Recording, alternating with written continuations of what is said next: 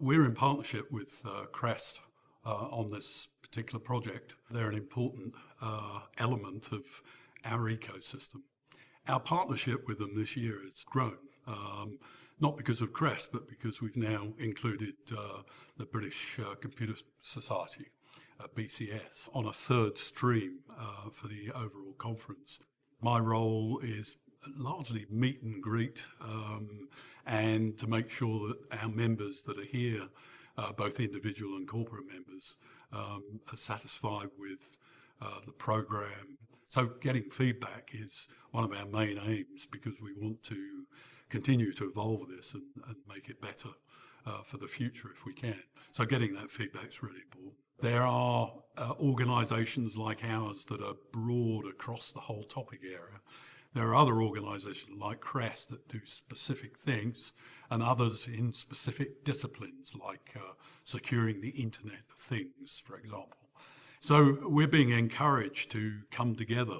And so there is this community pulling together of professional bodies that are helping to professionalise what is referred to as cyber security. We're in an interesting place in the whole professional arena around information security, cyber security. Professions are like a T in a way. You have this broad experience of more senior people, but then you have the deep down experience of people like the professional hackers like CREST. So we try and cater for that sort of management discipline, sitting across all the other individual deep disciplines that exist. One of the things that is I was talking about at the plenary session this morning is being here in this building is such an interesting thing for me, particularly for us to do. Not many people realise that they got a charter because the medical profession was a bunch of rogues. It was, most surgeons were members of the Worshipful Association of Barbers, whereas the College of Physicians regarded themselves as being that broad management, broader, multidisciplinary management role. Now, the reason that they got a Royal Charter 500 years ago was because there was real concerns about lots of different organisations with all different standards and none of them working together.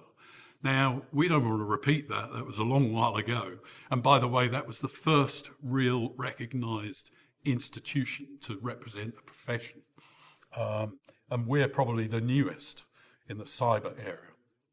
So there's incredible parallels. What that taught us was that collaboration is important, particularly in an area of business or industry where there are multiple different players. You've got to get together, you've got to harmonise, talk together. And I would say that that's even, we need to sort that out in the UK, or we're doing so, but it's even a broader global issue. There needs to be standards, regulations, ethical considerations, and so on. The government wants to put in much tighter controls around who is working in what is a very sensitive profession. So they're much like any other professional discipline. They're starting to ask for evidence of qualifications, evidence of skills and experience, which is exactly where we are. We accredit people on the basis of how skilled are they and how much experience have they got. The government is going through a massive consultation process with organisations like us, CREST, BCS and many others. And there's a lot of different views, and it's an incredibly complex topic area. The government hasn't come to a landing on what that should look like. So from our perspective, we're desperately waiting for some solidity to come out of all the different ideas, perspectives and viewpoints, so that we can steer our membership in the right direction. So at the moment, we and everybody else are in limbo in a way. We're just carrying on with what we do. So that's one of the challenges. Possibly another one that that people often forget is that the whole security discipline is such a fast-moving subject, not because we make it so. We'd be happy to slow it all down.